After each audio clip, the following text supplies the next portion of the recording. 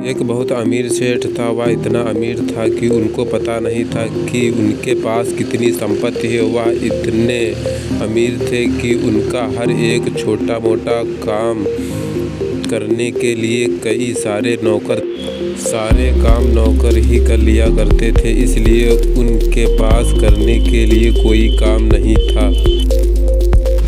जैसे कि हम सबको पता है कि खाली दिमाग तरह तरह के विचारों को प्रतीत करता है। सेठ जी के मन में भी खाली बैठे बैठे अलग अलग तरह के विचार आया करते। एक दिन खाली बैठे सेठ जी को एक विचार आया कि क्यों ना अपनी पूरी संपत्ति का हिसाब लगाया जाए, मुझे पता तो चले कि मेरे पास कुल मिलाकर कितनी दौलत है। विचार आते ही सेठ जी ने अपने अकाउंटेंट को बुलाया और उसे कहा कि तुम्हें 7 दिन की मोहलत देता हूँ, एक अच्छी सी रिपोर्ट तैयार करो जिसमें मेरी संपत्ति का पूरा हिसाब लिखा हो। अकाउंटेंट हाँ कहकर चला गया। 7 दिन के बाद अकाउंटेंट उसके पास आया। तब अकाउंटेंट ने कहा कि माफ़ कीजिए सेठ जी, इन 7 दिनों के भीतर आपकी संपत्ति का हिसाब पूरा नहीं लगा पाया, लेकिन मैं इतना ज़रूर जानता हूँ कि आपके पास इतनी संपत्ति है कि आपकी 7 पीढ़ी कोई काम ना करे, फिर उन्हें किसी तरह की भी आपत्ति नहीं होगी। सेठ जी यह सुनकर बहुत खुश हुए और अकाउंटेंट को कहा कि ठीक है, तुम 15-20 दिन और ले लो और मुझे अच्छी सी एक रिपोर्ट तैयार करके दिखा दो। उसके जाने के बाद एक और विचार सेठ जी के दिमाग में कौंधा। सेठ जी ने सोचा कि ये तो अच्छी बात है कि मेरी 7 पीढ़ी और आराम से जी लेंगी, मगर मेरी 8वीं पीढ़ी क्या होगा। यह विचार जैसे बंद घड़ी की सुई की तरह उनके दिमाग में अटक गया। वह घर पहुंचे तभी उनके दिमाग में यह विचार घूम रहा था। न वह अपने पोते के साथ खेल पा रहे थे, न ही वह सेठानी से बात कर रहे थे। सेठानी ने उनसे पूछा भी क्या हुआ, लेकिन वह सेठानी को कुछ नहीं बोले।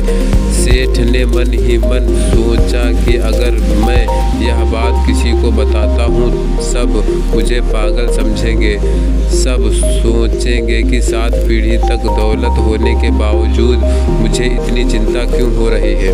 सेठ जी चाहते हुए भी इस विचार को अपने दिमाग से नहीं हटा पा रहे थे। ऐसे में 1-2 दिन बीतने के बाद सेठ जी को कहीं से पता चला कि उसके शहर में एक सिद्ध गुरुजी आए जो कि कथा करते हैं। सेठ जी ने सोचा कि चलो जाकर कथा सुनी जाए, मन को शांति मिलेगी।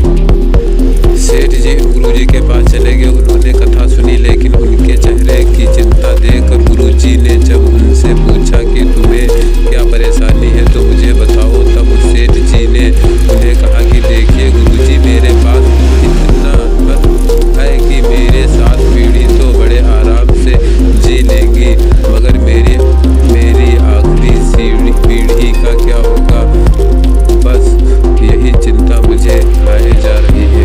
जी ने सेठ जी से कहा कि तुम चिंता मत करो, मैं जो उपाय बताता हूँ उसे अगर तुम करोगे तो तुम्हारी सभी पीढ़ियों का भला होगा। सेठ जी ने कहा कि अगर ऐसा हुआ तो बहुत अच्छा होगा और आप जो कहेंगे मैं वह करने के लिए तैयार हूँ। मुझे ने कहा कि तुम शहर के पूर्व में आखिरी छोर पर एक बुढ़िया एक झोपड़ी में रहती है, तुम उसे 100 किलो आटा दान कर आओ, बस तुम्हारा काम हो जाएगा। सेठ जी बड़े खुश हो गए। सेठ जी ने सोचा कि अपने सभी पीढ़ियों का भला करने का यह एक बड़ा आसान उपाय है। सेठ जी अपने नौकर के साथ 100 किलो आटा लेकर उस बूढ़ी औरत के पते पर चल पड़े। वहां पर पहुंचने पर सेठ ने देखा कि वह बूढ़ी औरत अभी अभी खाना खाकर उठी है और भगवान का नाम ले रही है।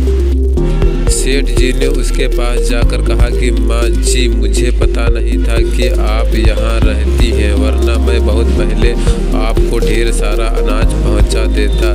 चलो छोड़िए या लीजिए, मैं आपके लिए 100 किलो आटा लेकर आया हूँ, इससे आप 6 महीने तक आराम से बिना खाने की चिंता किए रह सकती हैं।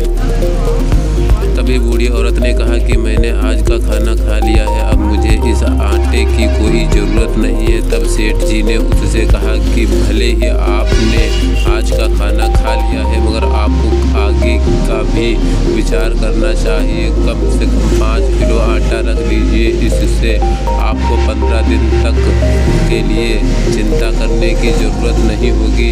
बूढ़ी औरत ने फिर भी मना कर दिया। कम से कम आधा किलो तो आटा ले लीजिए, आपको आने वाले कल के लिए खाना जुटाने की जद्दोजहद नहीं करनी पड़ेगी। तभी बूढ़ी औरत ने यह कहकर मना कर दिया कि आज खाना मैंने खा लिया है और जिन भगवान ने मेरे आज के खाने